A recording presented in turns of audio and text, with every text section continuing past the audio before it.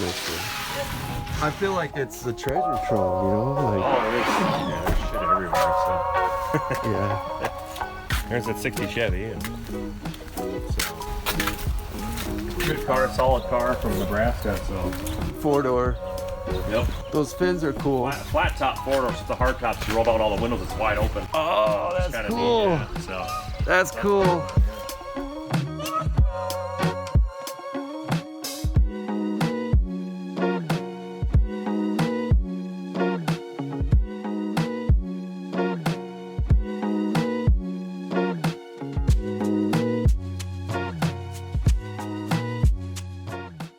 This is cool.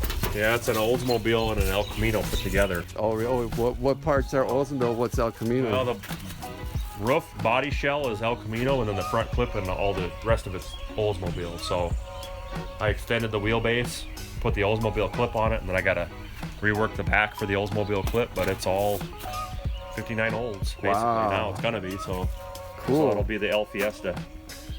Pontiac did a 59, and it's called the El Catalina. Oh, okay. And that was, they only made like 6 of them, Yeah. and they used them in the factories for running parts around.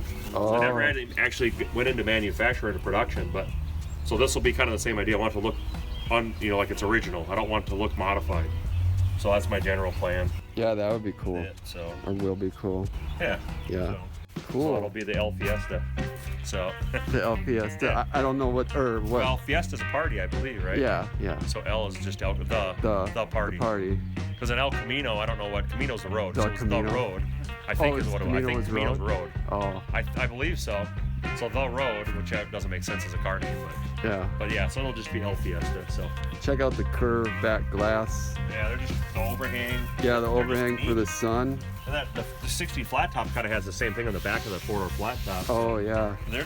The lines are just so cool on the car. Even the El Caminos are good looking cars, but the Oldsmobiles are the same way. They're just neat. I don't know. Yeah. So this one, Is this El Camino or is this Oldsmobile? that's old. So I put so it's weird about 59 6 GM. So this door, a 59 Chevy El Camino door Yeah. and inner, is the same door for a Cadillac, a Pontiac, an Oldsmobile, and a Chevy. Wow. I think all of them. Okay. So an Oldsmobile, if you look on that car, that's the parts car I used for one of these, for this project, for all of Oh, all right. This piece bolts onto the door. So Oh. all they did, if the Cadillac has the same door, they didn't bolt nothing on. A Pontiac and an Oldsmobile, they bolt on this piece and turn it into an Oldsmobile door. Okay. So if you look on the inner jam, which is kind of neat, Mhm. see all these little holes here? Yeah. That was for all the different side trim options of the different body styles. So Chevy used let's see here. This was the Chevy belt line here, was this hole. Mhm. And then the Oldsmobile, the trim doesn't go far enough, so you can see the Chevy holes, and I drilled all the holes for the Oldsmobile trim to put it on there. But Oh, okay. so they just punched the holes depending on what body you had. If you had an Oldsmobile, it would have had holes here and holes here. So then you put whatever. So they made it pretty universal, which was smart, Right. for manufacturing. The cowl's all the same. The roof obviously is El Camino only, but Yeah. so then the jam here, it's hard to see it, but this is a Chevy jam, and the Oldsmobile jam was a Chevy jam with a little piece added up here. That's the Oldsmobile piece. Mm. So I just drilled all the pieces out, took the quarter off the Olds quarter, Mhm. and put it onto the Chevy. It lines up, it fits, So Yeah.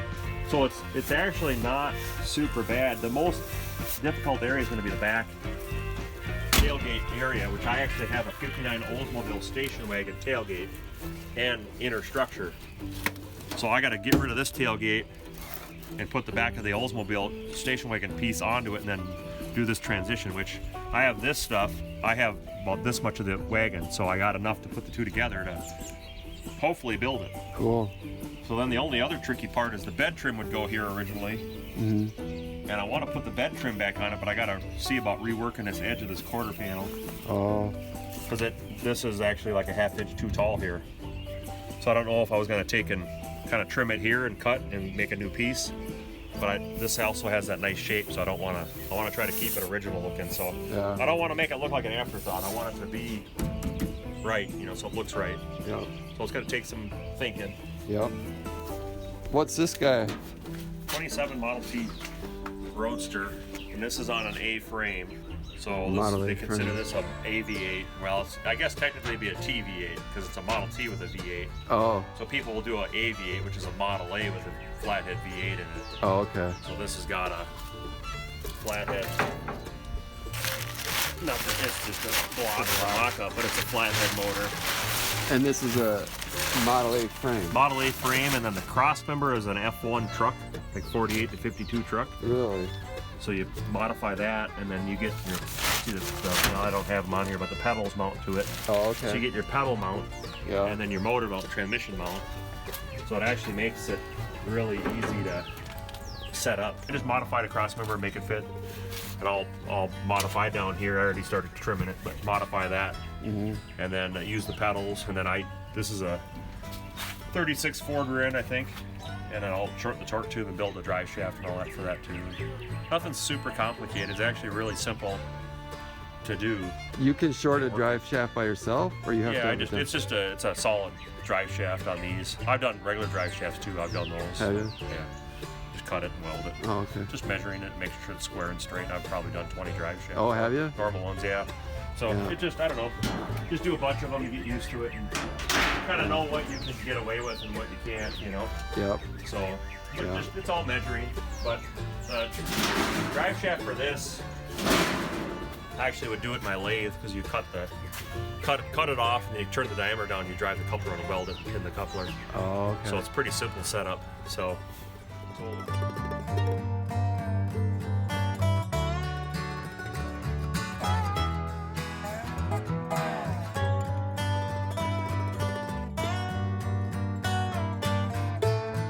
How long have you been driving out of state to get parts and stuff like that? On and off. I mean, me and my friend Marcy used to travel a lot and do a lot of swap meets and shows and stuff, and did that a lot. But a lot of stuff really has been found reasonably local. You know, a lot of swap meets and car shows. But I've bought stuff here and there and traveled. You know, so it's here and there. But a lot of my cars, a lot of the cars are all local or close. You know, the farthest I've probably driven for a car, I don't even know. You know, Dakotas and stuff like that. Oh, But, yeah. you know, I don't really. Canada, Thunder Bay, Canada. I went. That's 5 hours, 6 hours. I bought 232s up there. I bought a 32 four-door old Survivor hot rod, and then I bought a 32 coupe from my buddy up there, Kale, and those two cars I bought. So that's probably the farthest that I can remember going. So not very far. You know, it's just all been kind of local stuff. You know, so. Yeah, that's But- good. Yeah, there's stuff everywhere. Everyone's always, you know, where do you find this and where do you find that? But it's just kind of local. We had a lot of hot rods. Minnesota's got a big car, you know, community and a lot of car stuff. So, Yeah, and I didn't even realize it was as big as it was. oh, it's crazy. It's huge. Yeah. So. What is this? I know this is aftermarket, but is there anything on here, or what is normally on there? Just this cap. So I ground on the cap and made it fit in between. I see. Yeah. So it's and this was probably like a 30s aftermarket hood ornament too, and Oh, really? the Thumbing Devil deal, and I don't know. Oh, that's what it is? Yeah, it's a Thumbing Devil, whatever. Thumbing Devil. I wonder what that means. You can look it up, and I can't remember what it was. They made some other iterations of the same hood ornament, but I've never seen another one of these. I bought this at Chickasha, Oklahoma swap meet years ago, and Really? just kind of neat. Some people don't like the devil either, but it's just neat. So it's like pop culture or whatever, you know. It's not.